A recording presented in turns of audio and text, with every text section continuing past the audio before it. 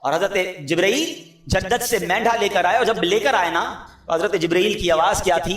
اللہ اکبر اللہ اکبر۔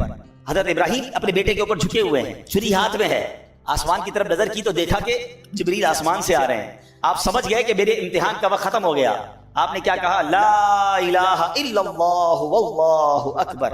حضرت اسماعیل جو نیچے لیٹے ہوئے تھے وہ بھی سمجھ گئے، جب تکبیر کی آوازیں سنی تو سمجھ گئے کہ امتحان پورا ہو گیا۔ کہتے ہیں اللہ اکبر وللہ الحمد۔ یہ جو عید کے دن تسبیح پڑھتے ہیں نا، اس کا ذرا سینیریو سمجھیے، اس کا پس منظر اور بیک گراؤنڈ سمجھیے۔ یہ کتنی مبارک تسبیح ہے کہ اس کے شروع کے الفاظ حضرت جبریل کی زبان سے نکلے ہیں، اس کے درمیان کے الفاظ حضرت ابراہیم کی آواز میں نکلے ہیں، اور آخری الفاظ حضرت اسماعیل کی زبان سے نکلے ہیں۔ ہم تو تسبیح نارملی پڑھ لیتے ہیں، مگر اس سینیریو کو، اس قربانی کو، اس عظیم واقعے کو تو یاد کیا کرو۔ بلکہ میرے پیارے اسلامی بھائیوں، اس بیان کو، اس واقعے کو اپنے بچوں کو سنائیں۔ آج ہمارے سامنے تو ہم نے اپنے قربانی کو ایک فیسٹیول بنا دیا ہے۔ جناب جانور آ رہے ہیں، تصویریں کھینچ رہی ہیں، ہم گھما رہے ہیں، پھرا رہے ہیں، اور ذبح کے بعد جناب پھر اس کی باربیکیو پارٹیاں ہوں گی۔ کون بتائے گا بچوں کو؟ کون یاد کرے گا اس قربانی کو؟ ارے سوچو تو صحیح، 99 سال کی دعاؤں کے بعد بیٹا ملا تھا اور اس کو ذبح کرنے چلے تھے، ہمیں کہا گیا صرف جانور قربان کر دو۔ ذرا سوچیے اگر ہم سے کہہ دیا جائے کہ کم از کم زندگی میں ایک بار سب اپنا اپنا بچہ ذبح کرو، ہم کرتے؟ ہم کر پاتے ہیں؟ یا نماز کے لیے ٹائم نہیں ہے لوگوں کے پاس، فرض حج ہو جاتا ہے تو حج کرنے نہیں جاتے، کون قربانی دیتا؟ سوچئے کتنی آسانی ہمارے لیے، لیکن کیا ہم بھول جائیں گے اس قربانی کو؟ کیا یاد نہیں کریں گے کہ اللہ والوں نے کیسی کیسی قربانیاں دی؟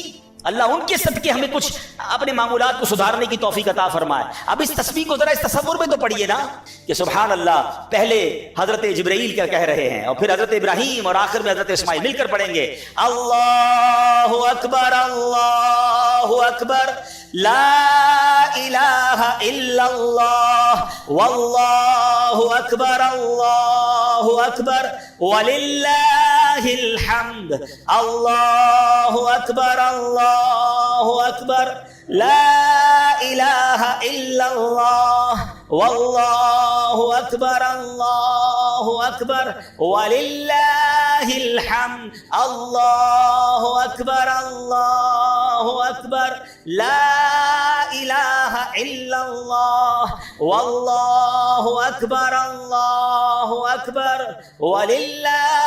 چلے اس تسبیح کا طریقہ بھی سمجھ لیں کہ عید الاضحیٰ کے لیے جب آپ چلیں گے تو آپ نے اس کو بلند آواز سے پڑھنا ہے۔ جب گھر سے نکلے نماز عید کے لیے تو بقرہ عید میں بلند آواز سے پڑھیں، اور عید الفطر میں اس کو پست آواز سے پڑھنا ہوتا ہے۔ عید کی نماز کے لیے آنے کا ایک اور سنت طریقہ یہ ہے کہ عید کی نماز کے لیے ایک راستے سے آئیں اور دوسرے راستے سے آپ نے واپس جانا ہے۔ اور سبحان اللہ، وہ تو بچہ قربان کرنے گئے تھے اور اللہ نے